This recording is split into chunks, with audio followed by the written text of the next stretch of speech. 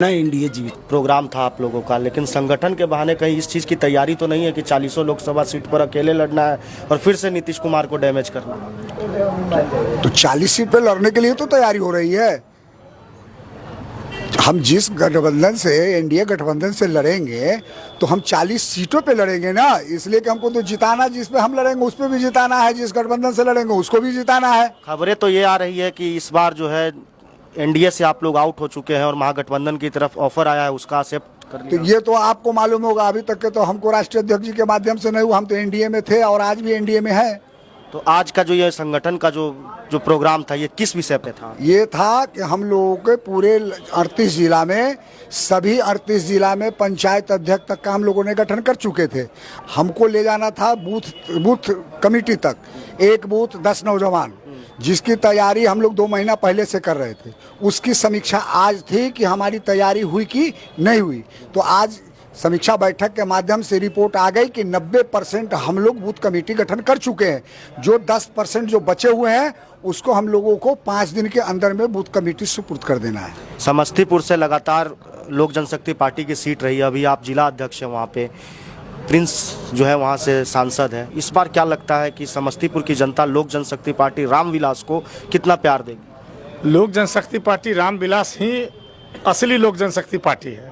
चूँकि उम्मीदवार भले प्रिंस राज जी हों या उनके पिताजी स्वर्गीय रामचंद्र पासवान जी रहे हों, वोट हमारे नेता स्वर्गीय संस्थापक परम आदरणीय रामविलास पासवान जी के ही नाम पर होता था।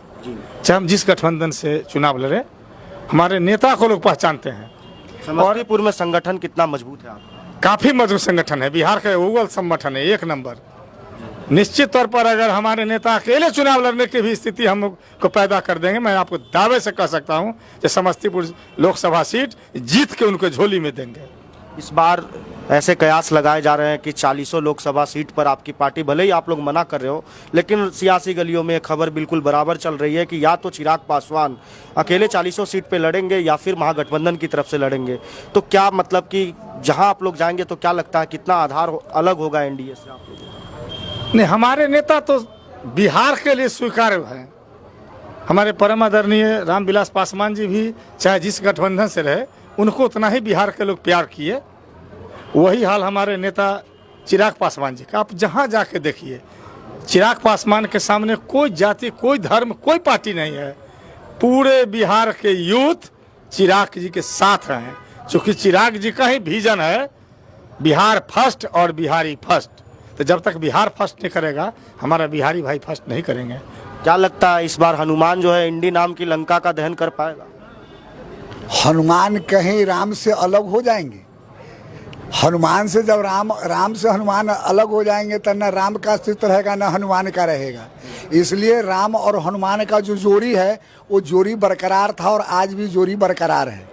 आप तो रामविलास जी के साथ में काफ़ी दिनों तक काम किया है आपने। हाजीपुर की जनता चिराग पासवान को बहुत खोज रही है और टिकट अगर एनडीए की तरफ से हाजीपुर नहीं मिल पाता है, चाचा पारस को मिलता है, तो हाजीपुर की जनता क्षुब्ध हो जाएगी एक तरीके से। इसके बारे में क्या कहेंगे आप? जबकि आपकी पार्टी के मुखिया चिराग पासवान जी ये कह चुके हैं कि हमारा ही प्रत्याशी होगा, लेकिन चाचा सीट छोड़ने को तैयार नहीं।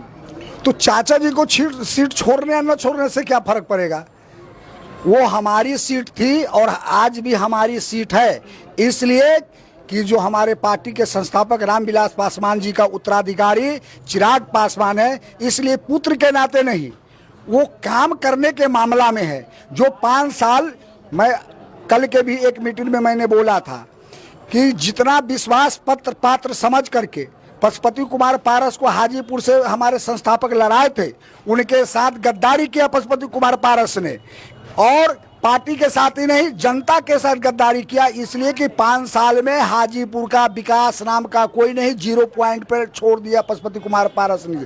और हाजीपुर की जनता इसलिए खोज रही है कि जमुई का एमपी चिराग पासवान जो केंद्रीय विद्यालय हाजीपुर से जा रहा है, और चिराग पासवान केंद्रीय विद्यालय जमुई में ला करके रख दिया, स्वास्थ्य केंद्र खोलवा दिया, रेलवे लाइन बिछवा दिया, ये बड़ी बड़ी काम किया है। इसलिए हाजीपुर की जनता और वर्कर को विश्वास है कि हमारे राष्ट्रीय अध्यक्ष जी हाजीपुर से चुनाव लड़ेंगे और वो जीतेंगे और फिर वही विकास होगा जो हमारे संस्थापक माननीय रामविलास पासवान जैसे हाजीपुर को विकास के पटरी पर ले गए थे। हाजीपुर के नाम से रामविलास पासवान को जाने जाता था और रामविलास पासवान के नाम से हाजीपुर जाना जाता था।